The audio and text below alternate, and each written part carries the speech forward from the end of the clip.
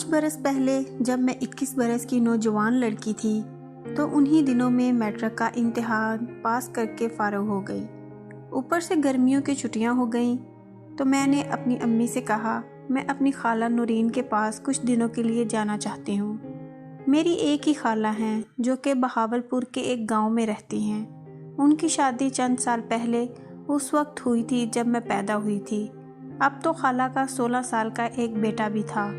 خیر کچھ دیر کی ضد کے بعد امی نے مجھے خالہ کے ہاں جانے کی اجازت دے دی اور بھائی مجھے خالہ کے ہاں چھوڑنے گیا، جو کہ اسی دن ہی مجھے وہاں چھوڑ کر واپس آ گیا۔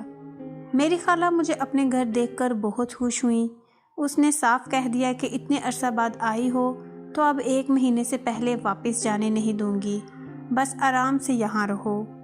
مجھے پہلی نظر میں خالہ کا بیٹا بہت پسند آیا، جو کہ بہت خوبصورت تھا لیکن عمر میں مجھ سے بہت چھوٹا تھا۔ لیکن خالو میرا بہت عجیب قسم کا شخص تھا، اس کو دیکھ کر خوف آتا تھا۔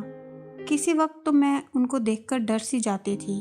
نہ جانے خالہ جو کہ اتنی حسین تھی، پتہ نہیں انہوں نے اس میں ایسا کیا دیکھا اور اس سے شادی کر بیٹھی۔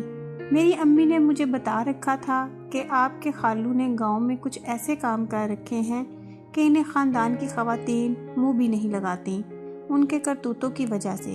چونکہ گرمیاں تھیں اس لیے خالہ اور خالو رات کو چھت پر سوتے تھے اور میں اور سلمان نیچے صحن میں پنکھا چلا کر ایک ہی چارپائی پر سو جایا کرتے تھے۔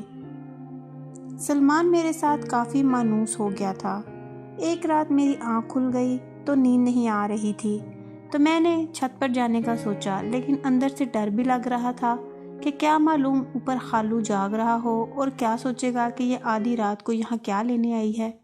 میں آپ کو پہلے ہی بتا چکی ہوں کہ مجھے خالو کی شخصیت عجیب پر اسرار سی لگی تھی۔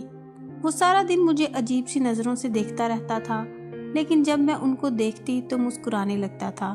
خالہ ان کے سامنے کم ہی بات کرتی تھی اور مجھے یوں معلوم ہوتا تھا کہ جیسے خالہ ان سے ڈرتی ہوں۔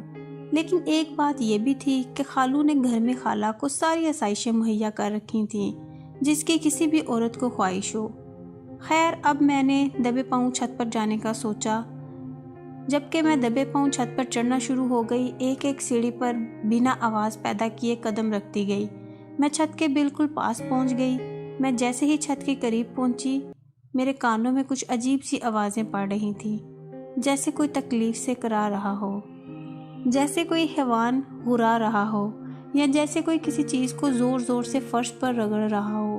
میں پریشان ہو گئی کہ آخر چھت پر ایسا کیا ہو سکتا ہے۔ خیر میں نے ڈرتے ڈرتے سر اوپر نکال کر دیکھا تو چاند کی روشنی میں ایک عجیب منظر دیکھا۔ خالو چارپائی پر لیٹا تھا اور خالہ اس کے سر میں سرسوں کے تیل سے مالش کر رہی تھی۔ خالو کبھی منہ سے عجیب سی آواز نکالتا اور پھر خاموش ہو جاتا۔ میں یہ سب دیکھ کر بہت حیران ہوئی۔ اتنے میں اچانک خالہ نے گردن گھما کر میری طرف دیکھ لیا اور مسکرا کر کہا کہ آ جاؤ بیٹا، یہاں آ جاؤ۔ میں خالہ کو اپنی طرف پا کر ڈر گئی اور جلدی سے نیچے اتر کر چارپائی پر جا کر لیٹ گئی۔ میں سوچ میں تھی کہ یہ کیا ماجرا ہے۔ انہی سوچوں میں گم تھی کہ میں سو گئی اور جب صبح آنکھ کھلی تو خالہ کچن میں کام کر رہی تھی اور خالو گھر پر نہیں تھے۔ میں منہ ہاتھ دھو کر ان کے پاس چلی آئی اور وہ میرے لیے ناشتہ تیار کرنے لگیں تو اچانک میرے ذہن میں رات والا منظر آ گیا۔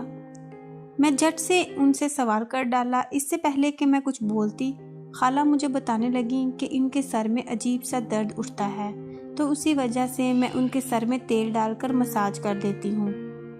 یہ سن کر مجھے انسان کی کرتوتوں اور پھر بے بسی پر رونا آ گیا کہ جب انسان کسی کو تکلیف دیتا ہے تو سمجھتا ہے کہ اس نے اوپر والے کی پکڑ میں کبھی آنا ہی نہیں ہے، اور جب کوئی پکڑ میں آتا ہے تو کہتا کہ مجھ پہ آزمائش آئی ہوئی ہے۔ یہ نہیں سوچتا کہ یہ آزمائش بھی اپنے ہی کرتوتوں کی وجہ سے ہے۔ یہ سن کر مجھے ترس آیا خالو پر اور ان سے ہمدردی ہو گئی، لیکن میں ان سے محتاط بھی زیادہ ہو گئی تھی کہ کیا معلوم وہ مجھے بھی اپنی ہوس کا نشانہ نہ بنا دے۔ پھر کچھ دن بڑی مشکل سے ڈر کر گزار کر واپس اپنے گھر آ گئی اور سکھ کا سانس لیا کہ شکر ہے میں تو ہوس کا نشانہ نہیں بنی۔